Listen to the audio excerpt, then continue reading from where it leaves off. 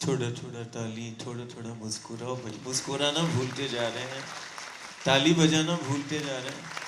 स्वयं का भी उत्साह वर्धन करें और जो देव मंच पर है उनका भी मान करें, सब एक साथ। आजकल डॉक्टर भी बोलते हैं ताली बजाना भी कई रोगों की दवा है, थोड़ा जोर से। और मुस्कुराना भी अब दवा हो गई, दोनों ही चीजें हैं। और ये सनातन की पहचान है। हर स्थिति परिस्थिति में एक माँ ही होती है जो बच्चों को मुस्कुराते हुए देखना चाहती है। एक माँ ही तो है जो बच्चों को मुस्कुराते हुए देखना चाहती है हर स्थिति परिस्थिति में। और आज नर्मदा चिंतन, ये हमारे जीवन से जुड़ा हुआ बहुत गहरा संबंध है इस चिंतन से। एक ऐसा चिंतन के लिए आज हम सब उपस्थित हैं, एक ऐसी शक्ति का चिंतन जिसका संबंध केवल जीव से ही नहीं, इस जगत और समूचे ब्रह्मांड से है। आज एक ऐसे चिंतन, एक ऐसी शक्ति का चिंतन के लिए हम बैठे हुए हैं जिसका बड़ा गहरा संबंध है। हर युग सदी में गुरु ने, गोविंद ने एक दृष्टि दी कि तुम मेरी नजर से देखो। गुरु ने एक दृष्टि दी, गुरु गोविंद ने एक विचार दिया है।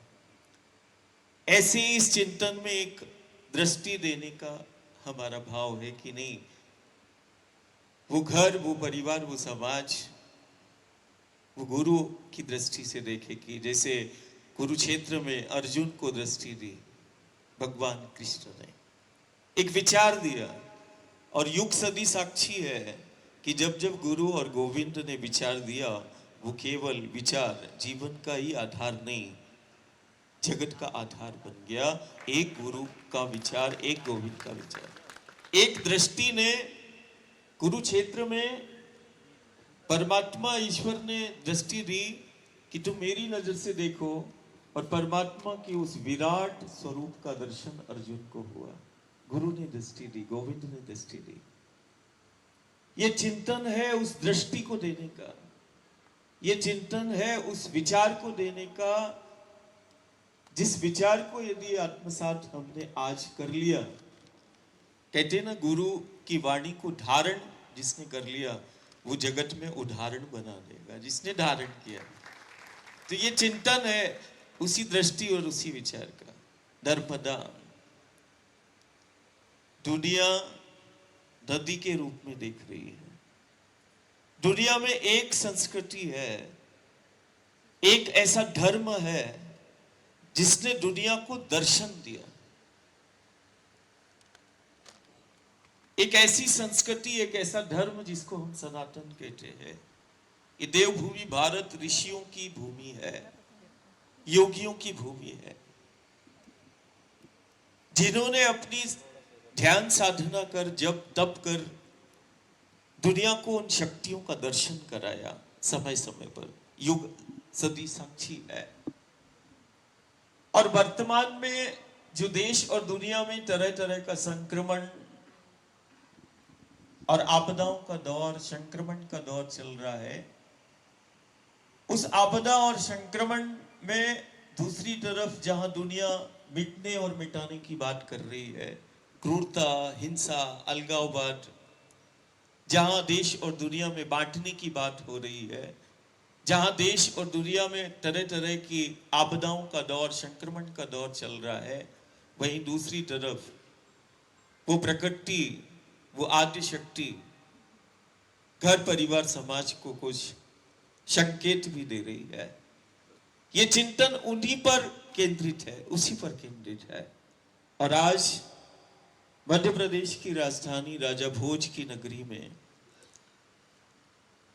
आज ऐसा ही चिंतन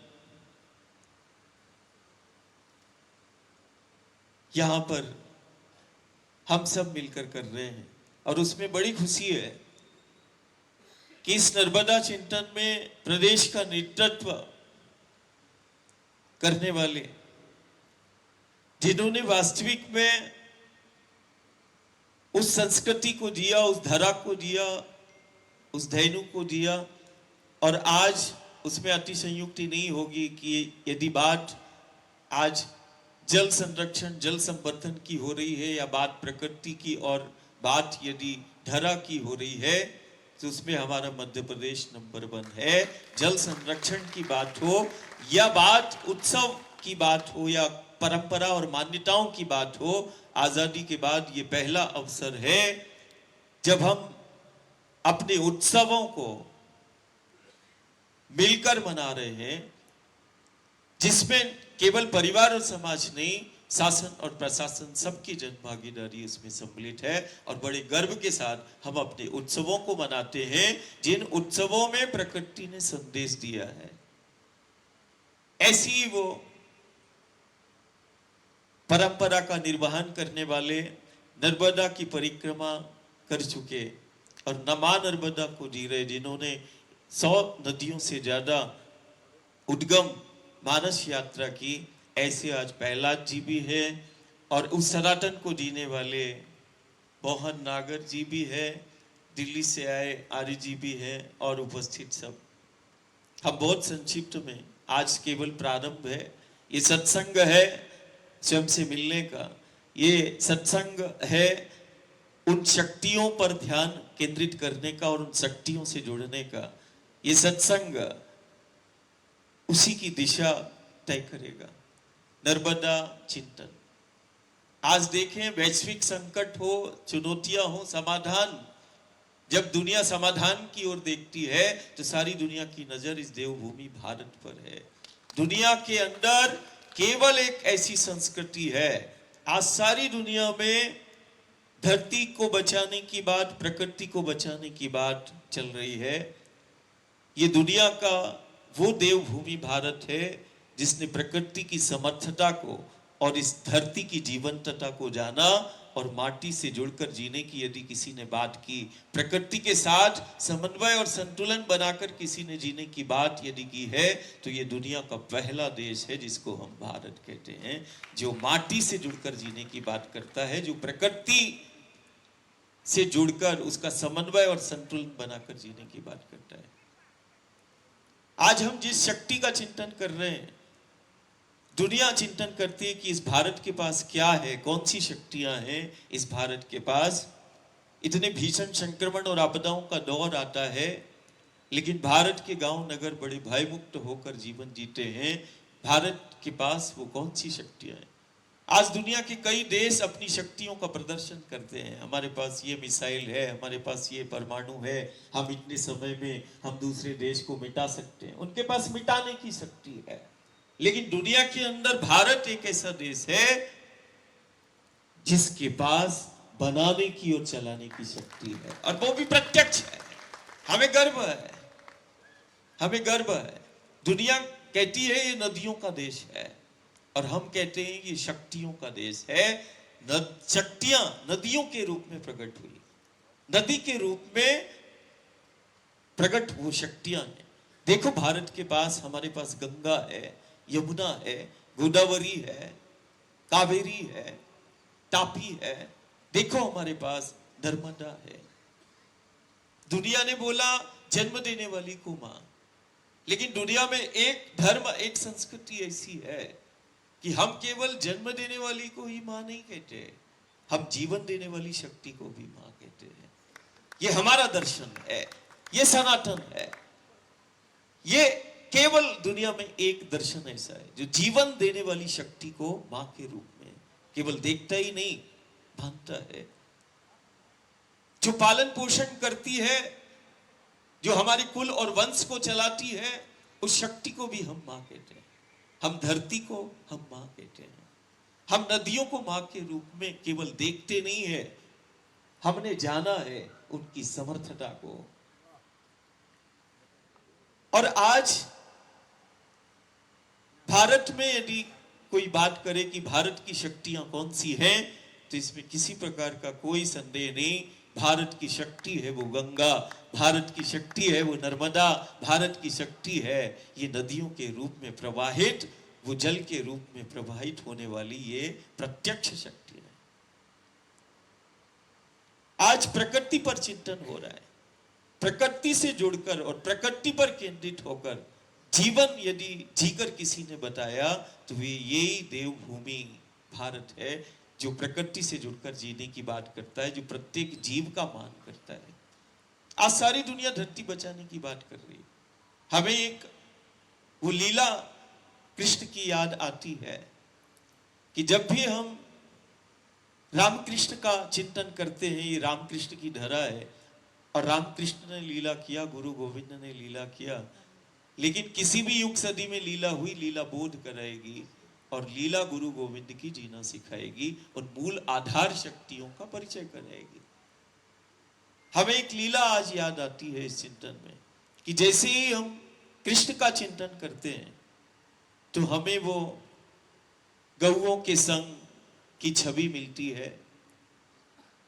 कभी हम कृष्ण का चिंतन करते हैं तो वो माखन लीला का दृश्य हमारे अंदर आ जाता है कि माखन चोरी की लीला, माखन खाते हुए लड्डू गोपाल की वो छवि आ जाती है। लेकिन आज इस नर्मदा चिंतन में हमें कृष्ण की दूसरी छवि हमें ध्यान आ रही है, जिसने यमुना के तट पर नंद बाबा के गांव में माखन को खाया और माखन लीला किया। और यदि गुरु गोविंद की लीला हुई है तो वो लीला बोध कराती है। हर युग सदी में गुरु गोविंद की लीला ने जीना सिखाया, उन मूल आधार शक्तियों का परिचय कराया, साक्षात्कार कराया।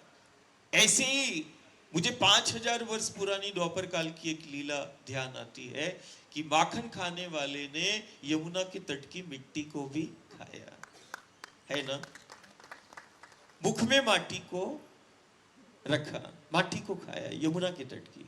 क्या कारण है? और यदि लीला हुई है तो उसके पीछे कुछ ना कुछ कारण है, कोई ना कोई परमात्मा ईश्वर मेरा संदेश देना चाहे। अब माटी खाना तो नहीं सिखाया था, माटी खाया। यशोदा मैया ने पूछा लल्ला क्या खाया, मुंह खोल, तो जैसे ही मुख को खोला तो ब्रह्मांड दिखाया। तो इसको हमें समझना पड़ेगा कि लीला तो हुई, माटी खाया, मैया ने बोला मुख खोलो और मुख खोला तो ब्रह्मांड दिखाया। अब मुख में तो माटी के कण थे, उन्होंने बता दिया मुख में माटी को रखकर माटी के एक एक कण की जीवंतता को। कृष्ण ने बता दिया यमुना के तट पर माटी के एक एक कण में छिपे उस ब्रह्मांड की अनंत शक्तियों का दर्शन ठीक वैसे ही कराया जैसे अर्जुन को कुरुक्षेत्र में अपने विराट स्वरूप का दर्शन कराया। वैसे ही मां यमुना के तट पर यशोदा मैया को निमित्त बनाकर माटी के एक एक कण में छिपे उस अनंत शक्तियों का दर्शन हमें कराया और माटी की महिमा, माटी के महत्व को बताया। माटी हमारा अस्तित्व है ये सारे जगत को बताया। ये कृष्ण चरित्र है। हमने जाना आज सारी दुनिया धरती के लिए एक हो रही है, एक धरा के लिए एक हो रही है। वो दिन दूर नहीं, जैसे आज एक धरा के लिए दुनिया एक हो रही है, वैसे ही एक धर्म, एक संस्कृति के लिए ये आने वाले समय में दुनिया एक हो जाएगी। और वो संस्कृति और वो धर्म वो सनातन है। आज उसने दुनिया को दर्शन दिया कि देखो मेरी नजर से देखो, ये नदी नहीं, ये जल की धारा नहीं। हम जब कभी मैया के तट पर चलते हैं तो वहां जल की धारा को हम देखते हैं तो हमें लगता कि नहीं, केवल ये जल की धारा नहीं, ये तो वो विचारों की धारा है जो जीवन को दिशा देती है। ये वो विचारों की धारा है जो शक्ति का संचार करती है। केवल जल की धारा नहीं, ये तो विचारों की धारा है, अखंड है, अविरल है। ये भक्ति की धारा, मैंने उसको भक्ति की धारा के रूप में देखा, शक्ति की धारा के रूप में देखा। एक ऐसी शक्ति भूमंडल पर प्रकटीकरण हुआ जिसका केवल दर्शन, नर्मदा का दर्शन। अभी हमने देखा कि सत्य के स्मरण की महिमा है, नाम स्मरण की महिमा है, वैसे ही इस शक्ति के दर्शन की महिमा है। ये प्रमाण के साथ मैं कह सकता हूं कि भूमंडल पर जो नदी के रूप में नर्मदा एक ऐसी शक्ति है, यदि कोई बारंबार इसका दर्शन करता है तो ब्रह्मांड की और भूमंडल पर एक कलयुग में प्रत्यक्ष शक्ति को हम देख रहे, जिसका दर्शन जीवन को दिशा देता है, जिसका दर्शन यदि कोई बारंबार करता है तो दर्शन से परिवर्तन उसके जीवन में सुनिश्चित आ जाता है। जो बारंबार, ये दुनिया के लिए नदी है, लेकिन ये जीवंत वो शक्ति है जिसका संबंध जीव जगत ब्रह्मांड की उत्पत्ति से है, जिसके दर्शन से जीवन को दिशा मिल जाए, जिसका दर्शन जीवन में परिवर्तन कर दे। नर्मदा का दर्शन की महिमा, और जितना इस शक्ति के दर्शन की महिमा है उतना ही इसके पथ पर चलने की महिमा है। दुनिया का असाधारण पथ है। हम यूं कहें कि ये केवल हमारी धरोहर नहीं, देवभूमि भारत में जो नर्मदा है, गंगा है, यमुना है, ये केवल देश की धरोहर नहीं, ये तो विश्व धरोहरों में आता है, जिसका संबंध समूचे विश्व और ब्रह्मांड से है और प्रामाणिकता है। आज ज्ञानी को, विज्ञानी को भी नर्मदा के तट पर 6 करोड़ 10 करोड़ वर्ष पुराने प्रमाण जीव की उत्पत्ति के मिलते हैं, जहां से जीवन प्रारंभ हुआ। हमारा धर्म, हमारा अध्यात्म तो कहता है, लेकिन आज विज्ञान भी कहता है। आज जब परिक्रमा के पथ पे मंडला में एक नेशनल पार्क है, जहां पर हम 4 वर्षों से अब परिक्रमा वासियों को भी ले जाते हैं, घुघवा नेशनल पार्क, सुना होगा। वो जीवंत प्रामाणिकता, करोड़ों वर्षों के जीवाश्म जो वहां नर्मदा के पथ पर मिले, और हम तो युग और सदियों से हम कहते आए कि जीवन की उत्पत्ति इसी तट से हुई।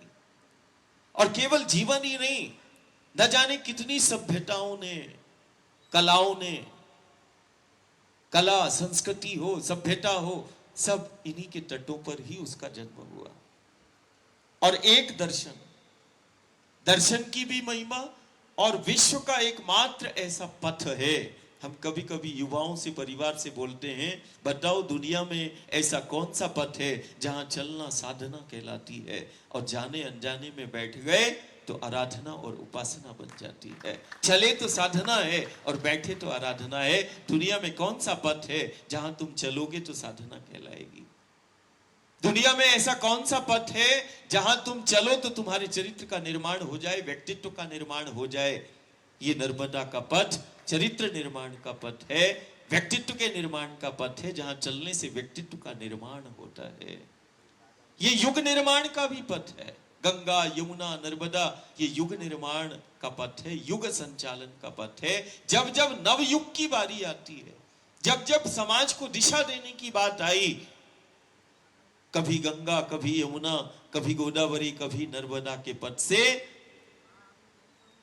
वो गुरु और गोविंद हमें किसी न किसी स्वरूप में मिला है, और उसने समाज को दिशा दी, दुनिया को दिशा दी।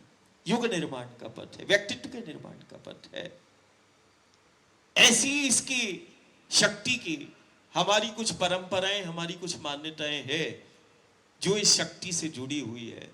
नर्मदा चिंतन है तो नर्मदा पर ही केंद्रित करते हैं। इससे जुड़ी हुई एक बड़ी अनोखी परंपरा है परिक्रमा। और दुनिया के अंदर केवल जो सनातन हमारी परंपराएं, मान्यताएं हैं, हमारे उत्सव हैं, वो सब प्रकृति पर केंद्रित हैं, धरा पर केंद्रित हैं। ऐसी एक परंपरा परिक्रमा की है। हम कई सदियों से देख रहे, और हम कई वर्षों से देख रहे कि नर्मदा मैया की परिक्रमा बड़ी उमंग उत्साह के साथ, भक्त हो, प्रेमी हो, साधु हो, संत हो, ध्यानी हो, अब तो विज्ञानी भी कर रहा है, विज्ञान जगत से लोग भी परिक्रमा कर रहे हैं। परिक्रमा एक साधना है। जब जब परिक्रमा की बात आती है तो परिक्रमा तो हमने माँ को वृक्ष की, पौधे की भी करते हुए देखा, तुलसी कोट में, आंवले की। कभी परिक्रमा हमने गोवर्धन की भी करते हैं, हम परिक्रमा कामदगिरी की भी करते हैं, गिरनार की भी परिक्रमा होती है। लेकिन जगत विख्यात है नर्मदा परिक्रमा। एक ऐसी साधना जो हम दुनिया के समक्ष अब धीरे धीरे लाने का हम प्रयास कर रहे हैं कि नर्मदा परिक्रमा एक ऐसी साधना है जैसे योग, ये किसी जाति पंथ संप्रदाय का नहीं, योग समूचे जीव के कल्याण के लिए है। ऐसी कुछ साधनाएं हैं जो यहाँ देवभूमि भारत में, उन साधनाओं का संबंध केवल हमारे से नहीं समूचे विश्व से है। एक ऐसी साधना जो प्रकृति की निकटता का एहसास कराती है, एक ऐसी साधना जो जीना सिखाती है, और एक ऐसी साधना जो व्यक्तित्व का निर्माण करती है।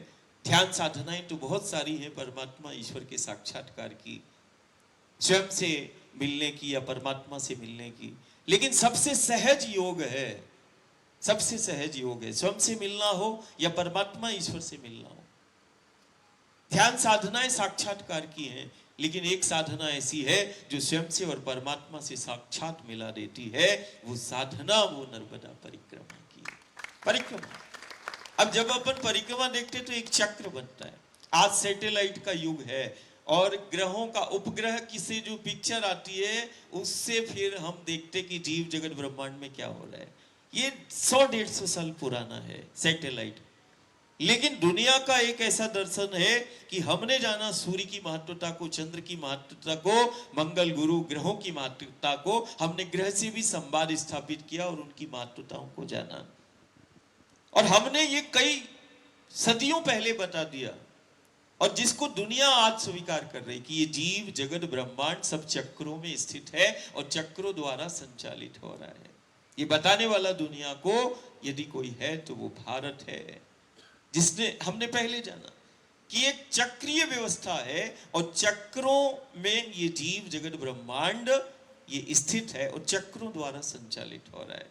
सब एक दूसरे की परिक्रमा, एक शाश्वत सत्य हम इस समय देख रहे जीव जगत ब्रह्मांड का। एक परमाणु से लेके इस ब्रह्मांड में जितना ग्रह नक्षत्र है सब एक दूसरे की परिक्रमा कर रहे हैं, चाहे पृथ्वी हो, सूर्य हो, चंद्र हो, सब हो परिक्रमा।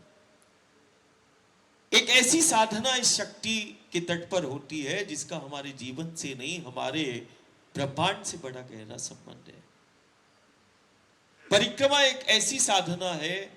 एक बच्चे ने प्रश्न किया कि नदी के रूप में शक्तियां तो गंगा भी है, यमुना भी है, गोदावरी भी है, दादा नर्मदा की ही परिक्रमा क्यों, गंगा जी की परिक्रमा क्यों नहीं?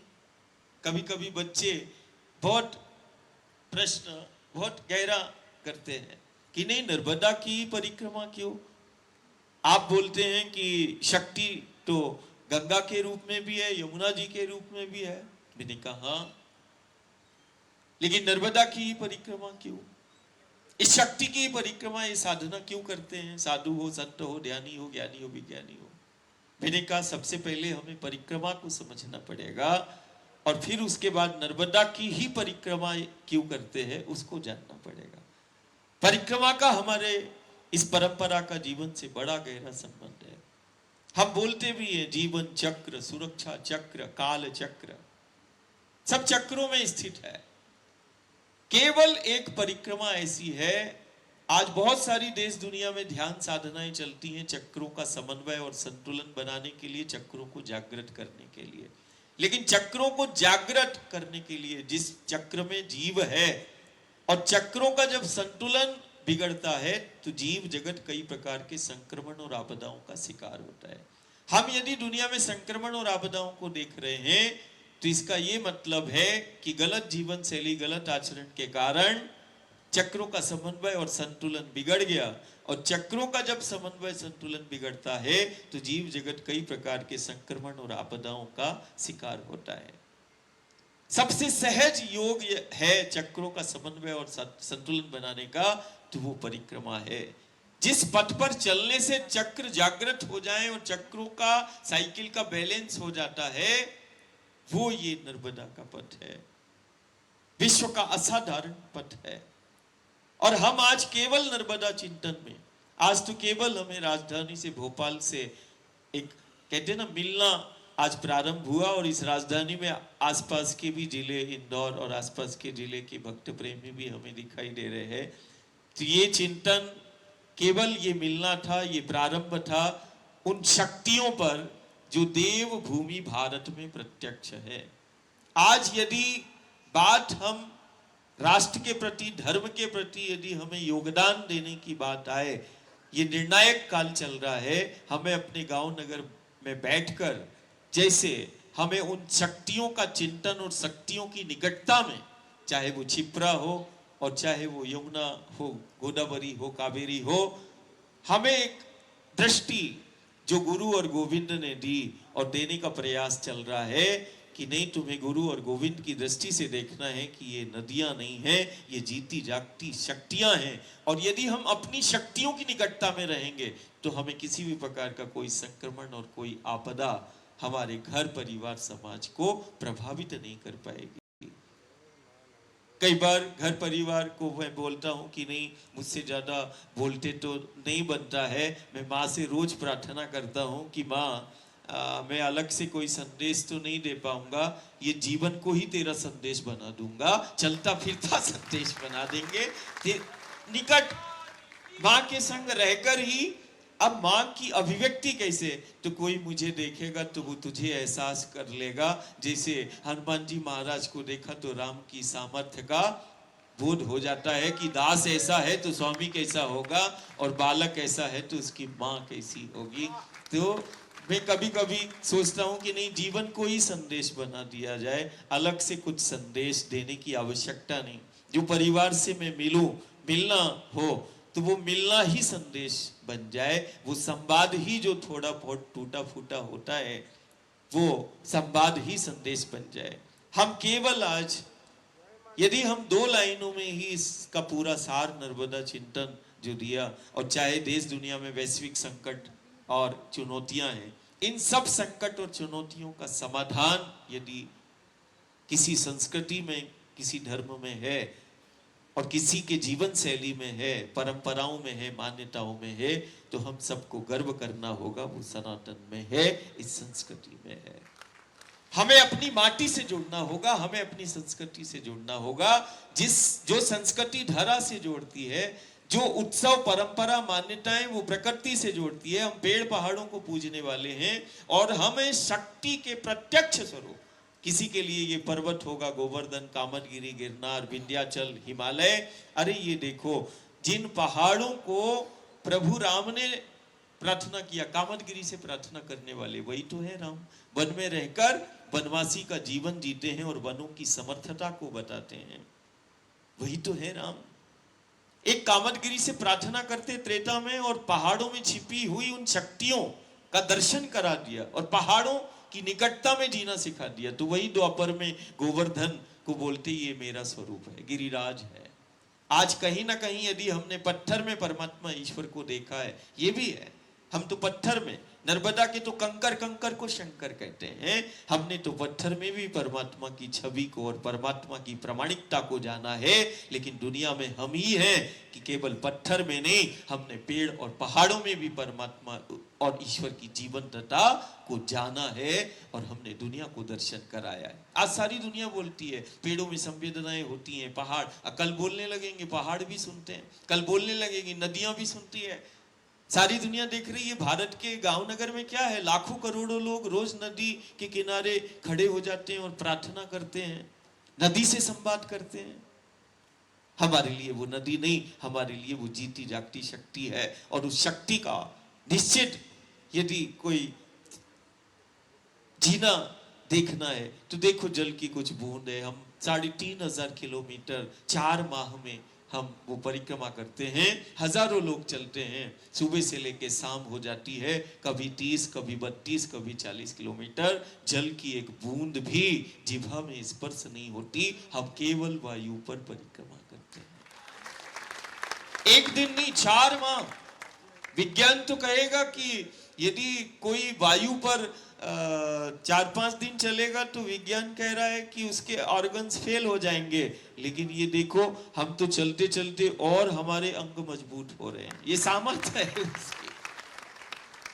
और आने वाले समय में दुनिया के उस मानचित्र पर हमारी एक अंतरात्मा से हम जब भी परिवार के साथ बैठे और परिवार का ही चिंतन चल रहा है कि नहीं, आज वही समय है कि जब सारी दुनिया वैश्विक संकट और चुनौतियों का और संक्रमण के दौर से गुजर रही है, ये वही समय है जब हम अपने धर्म और संस्कृति को, सनातन को पूरी प्रामाणिकता के साथ, धर्म अध्यात्म तो कहता है, हम तो ज्ञान और विज्ञान को भी आमंत्रित करते हैं कि नहीं वो आए और वैश्विक स्तर पर जो हमारी संस्कृति है, जो हमारा सनातन है, जो हमारी परंपराएं हैं, जो हमारी मान्यताएं हैं, और धीरे धीरे दुनिया जुड़ भी रही है। ऐसा नहीं कि दुनिया हमें केवल देख रही है, देखने समझने के बाद बड़ी तीव्रता से दुनिया हमारी संस्कृति और हमारी माटी से, हमारी परंपराओं से जुड़ रही है। और ये पहला प्रयोग होगा मध्य भारत में कि नदी पर, अब उनके लिए नदी है, हमारे लिए शक्ति है, नदी पर कैसे, प्रकृति पर कैसे केंद्रित होकर जीवन को जिया जाए। कई लोग हमसे बोलते हैं कि नहीं, ज्ञानी जन बोलते हैं कि नहीं 45 दिन 2 महीने में ज्यादा से ज्यादा शरीर छूट जाएगा। तो मैंने कहा बच्चा जन्म के बाद 6 महीने बिना किसी अन्न के, 6 महीने के बाद अन्न प्राशन होता है, 6 महीने माँ के आंचल से वो आहार लेता है, वो वृद्धि करता है, वो अंगों का उसके विकास होता है। और आज सारी दुनिया बोलती कि जो जन्म के बाद माँ के आंचल से लिया गया आहार है वही उसके जीवन का आधार बन जाता है। तो मैं भी तो दुनिया को वही बता रहा हूँ कि जो माँ के आंचल से मिलने वाला आहार है वही इस जीव जगत का आधार है, चाहे वो धरती हो और चाहे गंगा नर्मदा मैया हो। माँ के आंचल से जो मिलेगा वही हमारा आधार है। तो इसीलिए उस माँ के प्रति जाति पंथ सब अलग हो सकता है, लेकिन ये चिंतन समाज की एकता अखंडता का सूत्रपात करेगा। और आने वाले समय में ये हर एक जिले में नर्मदा चिंतन और उससे जुड़ी हुई गतिविधियां कि एक धरा, एक धर्म, एक परिवार की परिकल्पना हम निश्चित आने वाले समय में पूरी प्रामाणिकता के साथ हम दुनिया के समक्ष आएंगे और दुनिया इस धर्म और संस्कृति से जुड़ेगी। नर्मदा मैया की